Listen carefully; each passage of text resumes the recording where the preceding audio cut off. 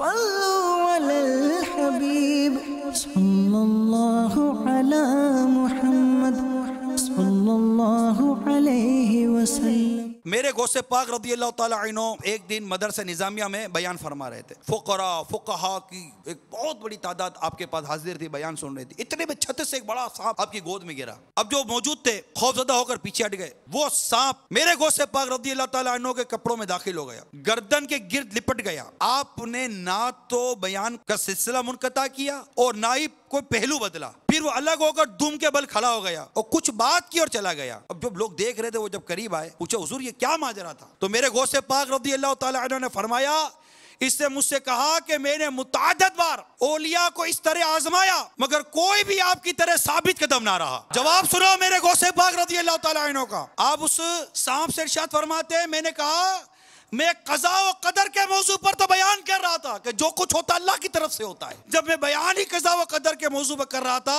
और तू तो एक मामूली कीड़ा है, तू तो एक मामूली कीड़ा है जिसे कज़ा व कदर हरकत और सुकून में लाती है। मैं नहीं चाहता कि मेरे कौल व फ़ेल में तज़ाद पाया जाए कि मैं बयान तो कज़ा व कदर पे कर रहा हूँ, तेरे आने पर मैं हरकत में आ जाऊँ कि तू तो एक मामूली कीड़ा है जो अल्लाह के हुक्म से आया है और अल्लाह के हुक्म से तू वापस चला जाएगा। तूने वही करना है जिस बात का तुझे हुक्म है। मुझे क्या हाजत है कि मैं हरकत में आ जाऊं और मैं बेचैन हो जाऊं। वाह क्या बात गौसे आज़म की, वाह क्या बात गौसे आज़म की,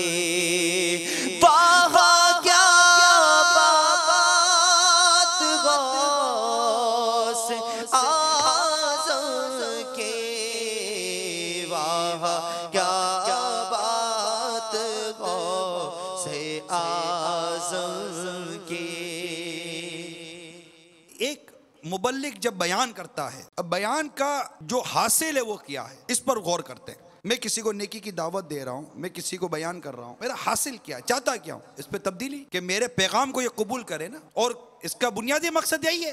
अब ये मकसद हासिल कब होगा?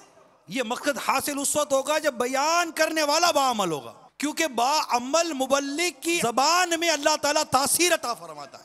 इसके कलिमात तासीर का तीर बनकर सुनने वाले के दिल में पायवस्त हो जाते हैं और उसको तब्दील होने पर मजबूर कर देते हैं। सबसे बुनियादी बात है इल्म व अमल। इल्म में अमल होना चाहिए, जो कह रहा हूं उस पर अमल होना चाहिए। कौल व फ़ेल का तज़ाद, ये सामने वाले को कबूलियत बड़ा माने बड़ी रुकावट है। मिसाल के तौर पर अब मैं आपको बयान कर रहा हूँ, अब आप में से बात मुझे जानते हैं, मेरे किरदार को जानते हैं, अब मैं बयान कर रहा हूँ, आप तवज्जो के साथ सुन रहे हैं। आपकी आंख मुझ पर लगी है, आपके कान मुझ पर लगे हैं। मेरे लिए आप एक सुकूत की आलम में, साकिन की आलम में और मेरा बयान सुन रहे हैं। आप भी इधर बैठे हुए सुन रहे हैं, अभी आप देख रहे हैं मुझे, मैं ये बोल रहा हूँ, ये भी आप मुझे देख रहे हैं, मगर आपका दिमाग मुझे नजर नहीं आ रहा। आपका दिमाग मुझे नजर नहीं आ रहा। मैं आपकी आंख को देख रहा हूँ, आप मुझे देख रहे हो, मैं आपको देख रहा हूँ, आप मुझे देख रहे हो। आपका दिमाग मुझे नजर नहीं आ रहा, आपका कल्ब मुझे नजर नहीं आ रहा।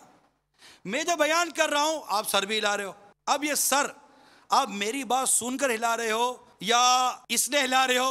क्या बातें करता है, इसको मैं जानता हूं यार। क्यों सर हिला रहे ये मैं नहीं जानता।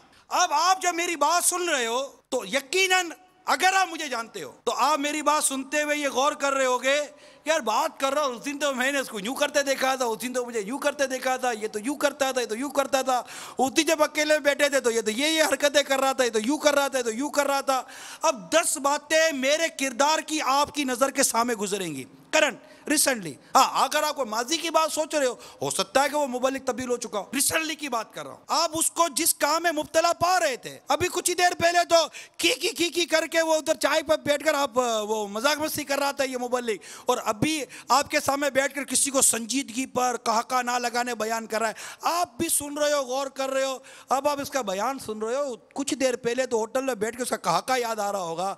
ये वो तजाद है, ये वो डिफरेंस है कि जो आपको मुबल्लिग की बात मानने से रुकावट पैदा करेगा। नहीं यार क्या करूं, अरे आप कंफ्यूज है ना। इस बेअमली ने, उसके दो रुखी किरदार ने आपको कंफ्यूज कर दिया। अब आप 100% उसकी बात पर मुतवज्जे नहीं है। आप कुछ तो उसकी बात सुन रहे हैं, बात सुनकर कंपेयर आप खुद से नहीं कर रहे, अब कंपेयर आप इस मुबल्लिग की आदतों से कर रहे हैं। लिहाजा ये बात लाजिम है कि जो नेकी की दावत दे रहा है उसको खुद बाअमल होना चाहिए। सल्लल्लाहु अलल हबीब सल्लल्लाहु अला मुहम्मद सल्लल्लाहु अलैहि वसल्लम।